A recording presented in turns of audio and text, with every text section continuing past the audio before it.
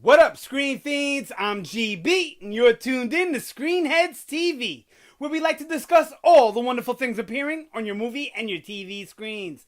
In this episode, I'm going to give my review of Edgar Wright's 2017 film, Baby Driver.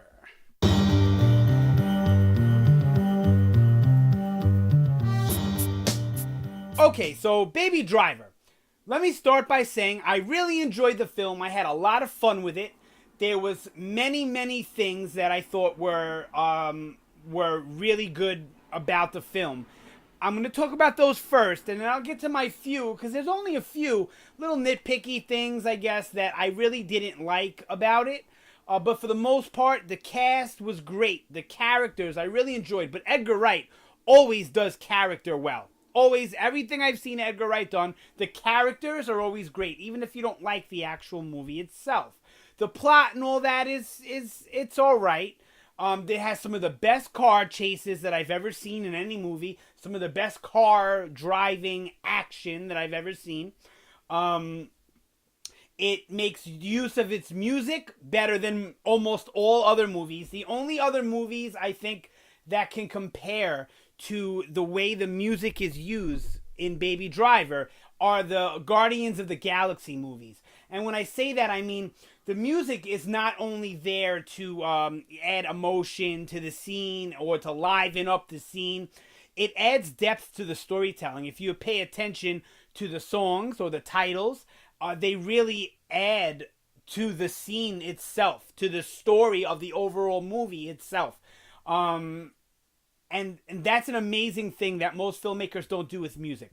So not only does it do that, but the choices of songs that these filmmakers pick, they just ramp it up and they just make it so much more exciting. And they do a job of bringing you, the viewer, into the movie via the song. And of course what's going on screen as well, but the music just adds so much more. Amazingly done. There were some twists and turns in the movie that I won't put on here because spoiler review, non-spoiler review, whatever. If you haven't seen the movie, then you really don't want to know what the twists and turns are, whether you care about spoilers or not. But there are a few that I myself did not see coming at all. I know I talked to a few people that said, yeah, predictable, I saw that coming, I saw this coming. And I kind of call bullshit on most of it, but I'm not saying I'm the most intelligent moviegoer in the world, so there's definitely things that other people may have picked up on that I didn't, but I enjoyed all of that. Let's see what else did I think was really good. Like I said, all the casting was good. I especially enjoyed KevinSpacey and Jon Hamm. I was a little upset we didn't get more of Jon Bernthal, Shane from The Walking Dead, the Punisher from Daredevil. I'm really upset we didn't get more of him. I liked his character, the little bit we got, and I love the actor, so it was a little bit upsetting to see that. I thought Jamie Foxx was good. I always like him in a villainous role. I always like him. Well, not always. Let's exclude Amazing Spider-Man. But I was excited for him when I heard he was going to be in that movie. But the end result, But I don't really blame that on Jamie Foxx. I blame that on Sony, the filmmakers, whatever. So I really like Jamie Foxx's role in playing kind of that douchey, narcissistic type of jerk. Now, I call him a villainous role, but he's not the only villain in the movie, so I'm not spoiling anything for you. And as soon as he's pretty much presented to you on screen, you get a sense that he's not, out of all of the bad, none of these people are good people. They're criminals, okay?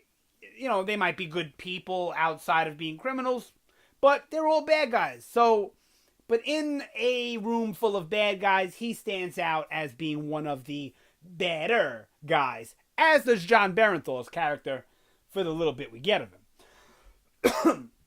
Now, Jon Hamm, to me, was the standout. Look, Ansel Engort, I think that's his name, the main character, Baby Driver. He was really good. I really liked him.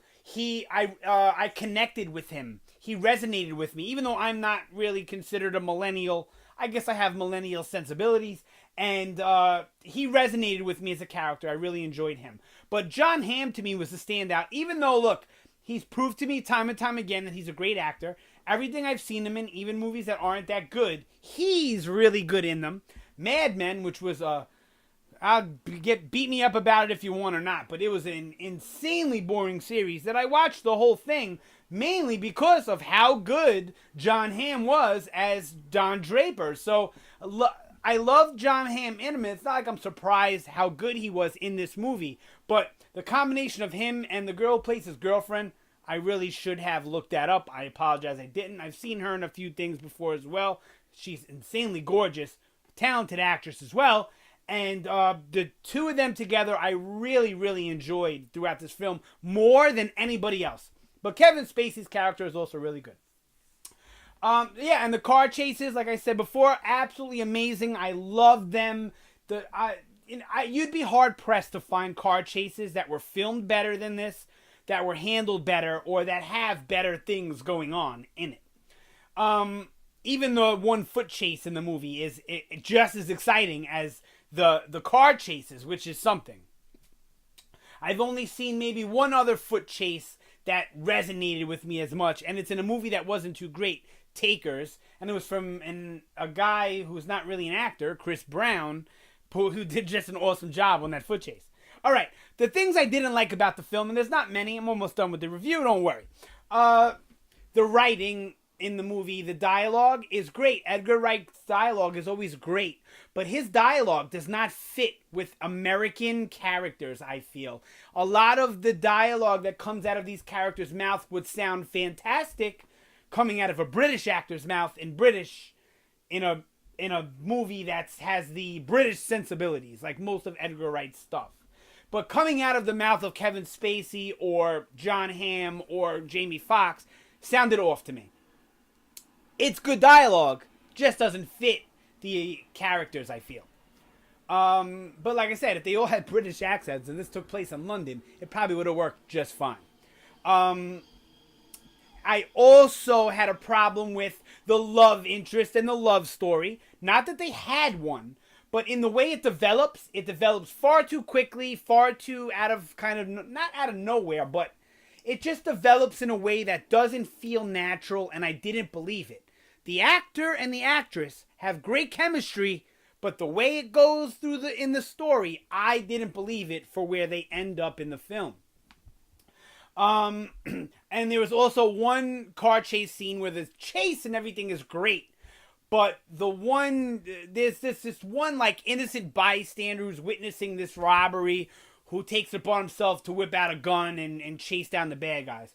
That's already a little unbelievable, but then the type of gun he's using is even more unbelievable, and the extent that he goes through this chase is even more unbelievable. Didn't like that one bit, not at all. Like I said, plenty of twists and turns that were really good, though, in the film. That's really all I have as far as criticisms. Not many. It was a really good movie as far as action. It was entertaining. It was fun. The characters were really fun and really engaging. And they were Quentin Tarantino-esque characters. Look, Edgar Wright has his own thing, and he makes great characters. In every single movie he's got, he crafts interesting and really well-rounded characters. So I don't want to throw another director in there, and because I feel like that takes away from Edgar Wright. But if you're not familiar with his work, or you don't like Edgar Wright's work, seeing how this is not his first American movie. I guess Scott Pilgrim would be his first American movie. But this is his first American movie that's original property, all from his brain. And it's a little noticeable, okay?